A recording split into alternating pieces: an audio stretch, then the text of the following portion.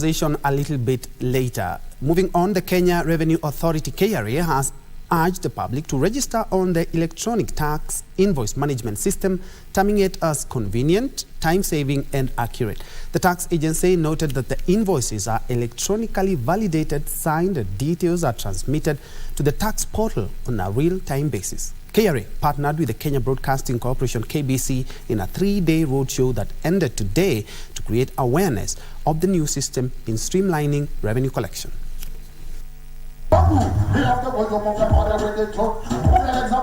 Kenya Revenue Authority KRA and Kenya Broadcasting Corporation intensified the ATMIS Awareness Roadshow within the city, its environs and nearby Yolo County. Velma Miguta, KRA officer from the Electronic Tax Invoice Management System Operations Office, said the activation of the system was to create awareness of the software from the grassroots. She noted that lack of awareness to the system hampered the efficiency in streamlining revenue collection. Teams as a software is a free software that we will install either in your laptop, desktop, mobile phone or your tablet. All you need to do have any of these gadgets we've mentioned, then the installations will be done for free. If the invoices are not transmitted, it forces the taxpayer to actually key in the invoices one by one. So going forward, after we have rolled out the auto-population of the VAT return, the time, or rather the time spent on filing the return will be minimized. So we are going to have minimized time for filing the returns because we are going to roll out the auto-population of the VAT return. And again, we are also going to have faster processing of VAT refunds. KBC Assistant Branding Manager Alex Karega said informing the public on taxation matters will enhance compliance. Our main mandate was to sensitize Nairobians about the new platform, which is called eTIMS. This is a transition from the Kawaida ETR that people are used to. So we were targeting every VAT holders. These are small businesses, big businesses, as long as they do their returns. And the reception has been good. Let me say it's a new thing, but generally, as a country, we're moving to the digital world. So at times it's good to just let them know that as long as you want to be more efficient, even in doing your business, you have to adapt some of the new things which are coming up. Nicholas Teres was one of the members of the public who registered on the new system. Ona ni njia rahisi sana, inapunguza hata laini kupanga laini kwa KRA office, na ni fastest, unaweza fanya kutoka at your comfort of your house kuliko kwenda kupanga laini kwa KRA. The ATMIS Awareness Caravan made different stopovers, enlightening the public on the new system and doing registrations. The public was thrilled with performances from artists and goodies from the tax agency. Michael Mondiga for Lunchtime News. Elsewhere, Yolo County leaders are cautioning their Wajir counterparts against initiating water projects within the county, warning that this would spark resource conflicts between pastoral community living around the border area. Yolo County Governor Abdi Guyo noted that several areas within Wajir County are in dire need of water projects, hence the need to embark on such instead of initiating projects within his county. Guyo spoke at the Yolo Police grounds during a ceremony to launch a women and youth empowerment project. Hiyo ni kutengeneza unnecessary tension between this neighboring community. Sisi ni mandugu, Mwenyezi Mungu ametuweka majirani, tutaendelea kuwa majirani, kwa hivyo tusichokorane. Sasa hiyo ni kuleta uhasama ambayo haitakikani, na tutashirikiana kuhakikisha kwamba wale ambao wako na nia mbaya kama hiyo hatua itachukuliwa dhidi yao. Let's now shift focus to matters health, where Kenyans have been called upon to regularly go for medical checkups to ascertain their health status and also access timely intervention in the event of terminal illness diagnosis.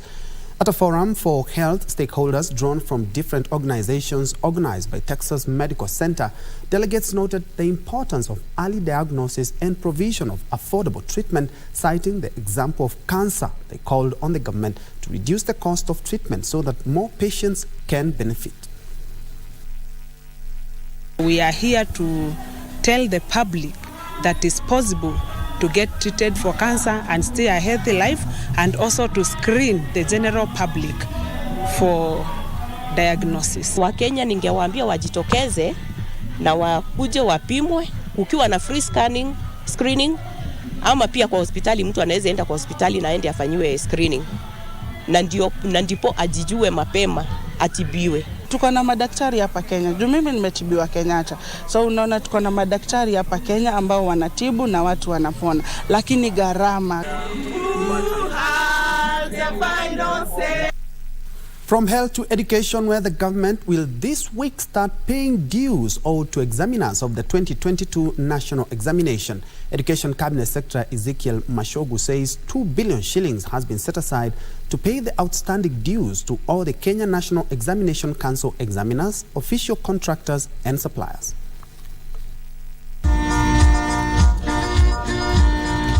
Speaking on Saturday at Kangaroo School in Manyata constituency, Embu County, during the inaugural Education Day organized by Area Member of Parliament Gitonga Mukunji, Education Cabinet Secretary Ezekiel Machogu said the government will prioritize prompt payment to examiners and ensure no such delays are experienced again. And from national government, we have even had an engagement with World Bank this particular financial year, hopefully we will also be coming so that we are able to construct laboratories in various junior secondary schools.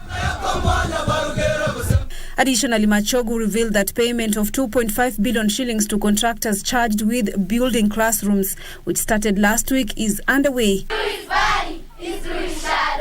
Meanwhile, the government is keen on strengthening the competence-based curriculum to ensure its success while incorporating all the stakeholders. At a grade 7 talent show extravaganza that took place at Joyfield School in Oljororok, Nyandarua County, Regional Education Officer James Mushiri acknowledged the great role played by private schools in the implementation of CBC. Government is very supportive of all our schools, not just the public school. We are here in this private school basically to give support, and today we had parents, what we call parents empowerment, because mostly the parents complain a lot to the ministry, to the schools, that they don't know what is this CBC. Imekuwa ni kazi ngumu na imekuwa ni uzito sana kwa shule za kibinafsi, kwa sababu sisi hakuna fedha ambazo tunapata kutoka kwa serikali.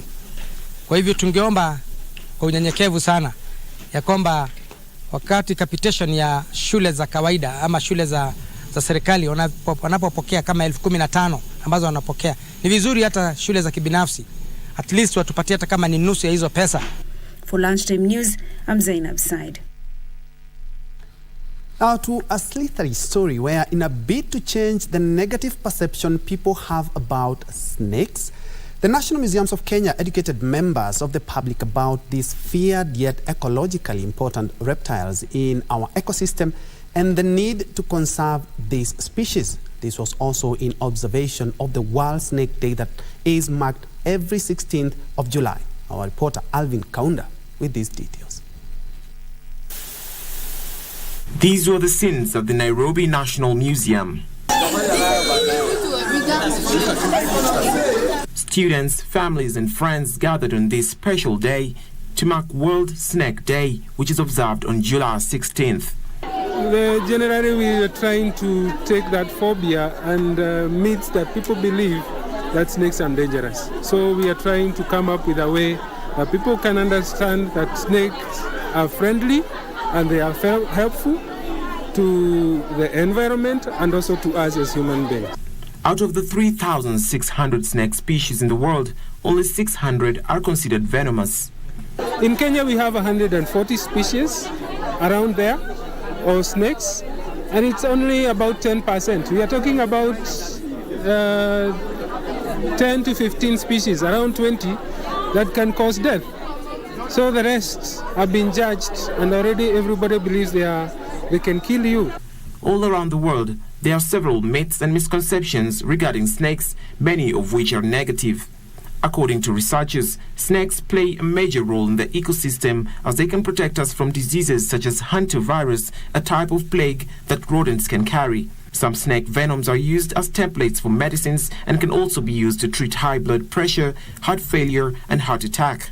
The World Snake Day serves as a gentle reminder to take a closer look at the human-snake conflict and educate people about the role snakes play in the planet's biodiversity. For years, snakes have been perceived to be very dangerous animals. For example, when a person betrays you, he or she is regarded to be a snake. The 2023 World Snake Day aims to change the negative perception that people have for the snake species. Reporting for KBC Channel 1, I'm Alvin Kaunda. Nice piece there, Alvin Kaunda, but putting it on my neck is something else. Anyway, on that majestic note, we are taking our fast break. But when we come back, we still have more news. I also have the results of the ongoing school games in Yolo County.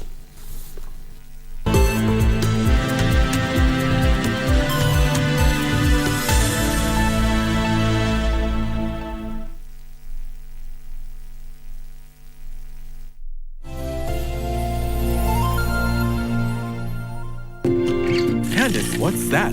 I brought you a small bonus. Bonus for what? You got us 299 family dinners, 64 kisses on the cheek, 12 road trips to see grandma, 42 jokes from daddy, 49 laughs from mommy. In over 60 years of dealing with numbers, we've learned that the numbers that matter the most to you are the ones that matter the most to us. NCBA Bank. Go for it.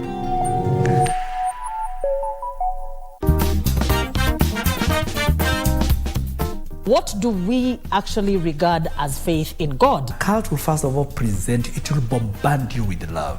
Cult will help her to identify a victim. I was a gullible Christian, and I was desperate at that time as a woman, and I was ready to believe anything that will give me the solutions that I wanted. One of the greatest things we must look at is that the breakup of society. Even where God is, there is also Satan, and there are other people who have nothing to do with God, nothing to do with Satan. They're just making money. The law is the law. If you're not practicing the law, you are illegal. An illegal society is bound for cancellation.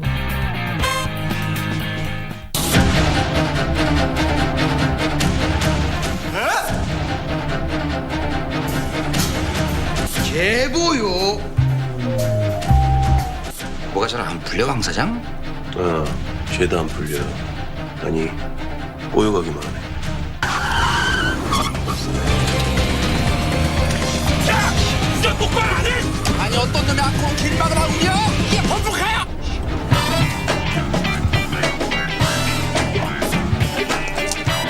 저 스타포트 뭐야?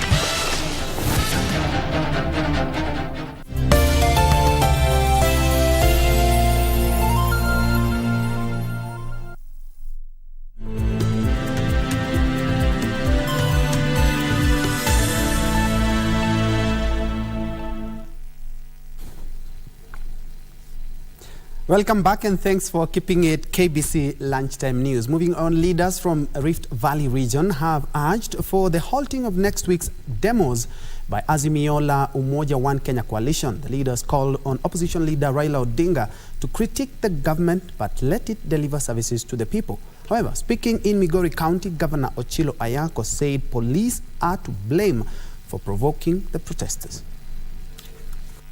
And success to 2023. Speaking in Njue County, elected leaders and government officials strongly opposed calls by the Raila Odinga-led Azimio la Umoja One Kenya coalition to continue holding the demos next week, saying it will result in more destruction of property and loss of lives. There is nowhere in the Constitution or the laws of Kenya where it says when you get 10 million signatures, you can get a president out of his seat. Hiyo ni uongo. The head of civil service, Felix Koskei, said the opposition should afford the government the environment to deliver on its promises to the people. Mali ya umma, mali ya binadamu wananchi iwe protected na security forces wameambiwa family that it has to be done. Mwenye atafuja sheria atakutana na sheria. However, while speaking in Kuria, Migori County, Governor Ochilo Ayako said police were to blame for provoking the protesters. We must always ask the police, ask those who have instruments of power, ask those who have authority, wawe wakitunza na wakitembeza wananchi polepole. However, Migori lawmakers, allied to the Kenya Kwanza Alliance, told of the governor, saying the demos were unnecessary. It it is not anything good for anybody because it has turned to be thuggery. Imeanza sasa waporaji wale ambao wengine wameingia ndani. Elsewhere in Mombasa County, Luo Council of Elders Chairman Obara Kings has called for unity of the Luo community living and working in Mombasa to push the government for more opportunities and development projects. Na katika mji ya Kenya mzima nitakuwa nikitembea na kuongea nao ili Wajaluo waungane Kenya mzima na East Africa. Giverson Minor, Lunchtime News. And in other news, 2 teenagers are admitted to the Thika Level 5 hospital in Kiambu County nursing serious injuries after the motorcycle they were riding on was allegedly deliberately run over by a security vehicle belonging to a food processing company. 17-year-old Brian Ngusu suffered a broken right limb, ribs and deep cuts on his face, while 19-year-old David Lucheri has broken ribs and bruises all over his face, hands and legs. The 2 youngsters claimed they were on their way home to Kiyu Mwiri in Gatanga, Murang'a County when security guards started pursuing them on suspicion of being on a mission to steal from the Del Monte farm. Tulipatana naye ana kwa ana. Mimi nikaimbia side. Mimi nikakuwa kama nimepita mbele, akafungua mlango, unaona. Akamgonga huyo jamaa hapa kwa mguu. Na mimi hapo sikuwa nimegongwa, nikapotea miguu.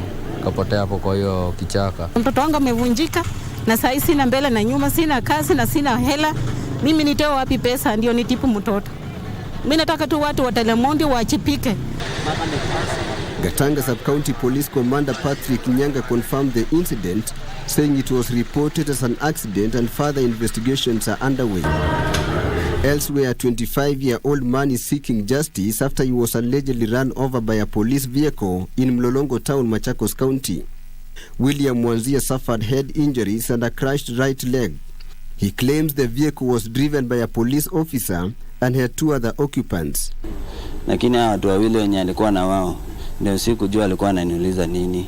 Juu pia waliniumiza. Tumeshakorofishana. Juu pia hata huyo askari ako na namba yangu na pia mimi niko na namba yake.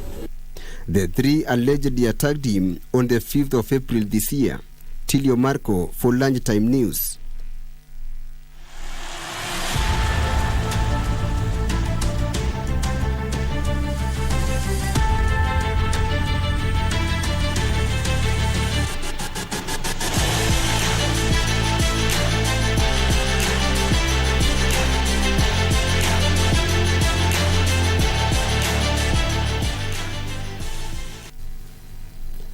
In sports, defending champions Moi High School Mbirori retained the Embu County boys football title after defeating former champion St. Paul's Kevote 1-0 in a closely contested final played at the University of Embu grounds. In the girls category, Kangaroo girls were crowned champions after humbling Archangels Kanyueri 4-3 in post-match penalties after a barren draw in regulation time. 2-time champions Moi High School Mbirori lifted their 3rd county title with a hard-fought 1-0 win over perennial nemesis St. Paul's Kevote.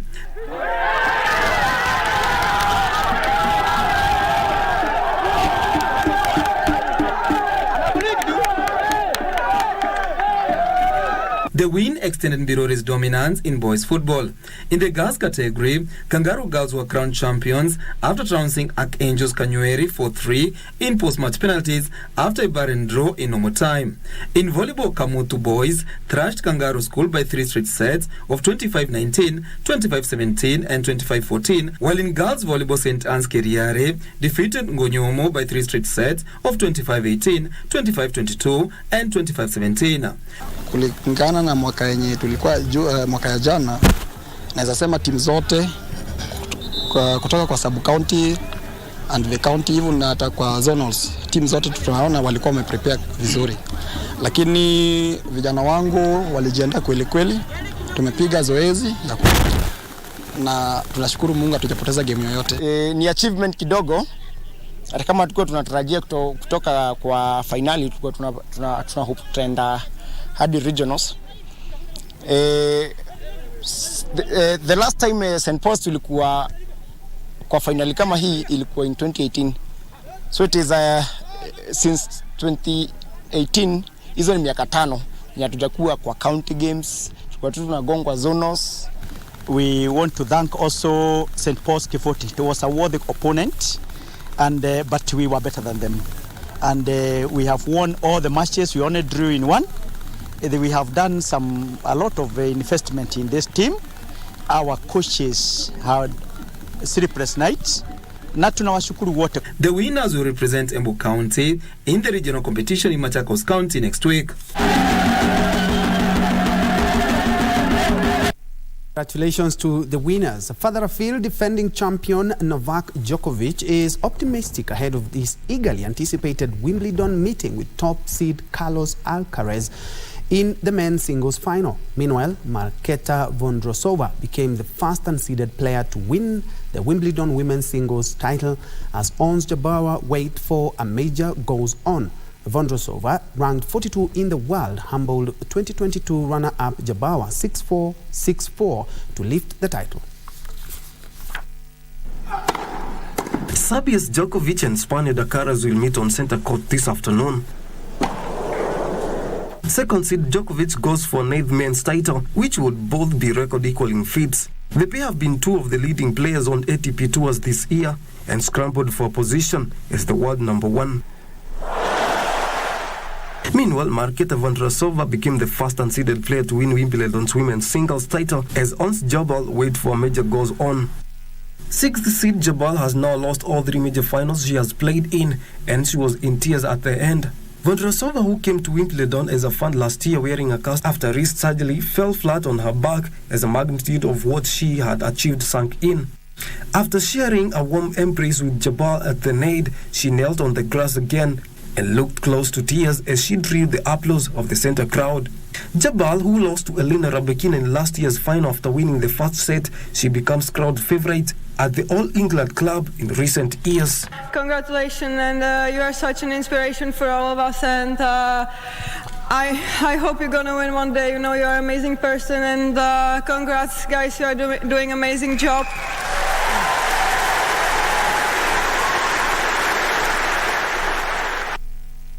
Let's wrap it up with some football transfers where Arsenal has confirmed the signing of England midfielder Declan Rice from West Ham for £100 million plus £5 million in add-ons. Meanwhile, Inter Milan have turned their attention to signing Arsenal striker Folarin Balogun after ending their pursuit of Chelsea ace Romelu Lukaku and Gazzetta dello.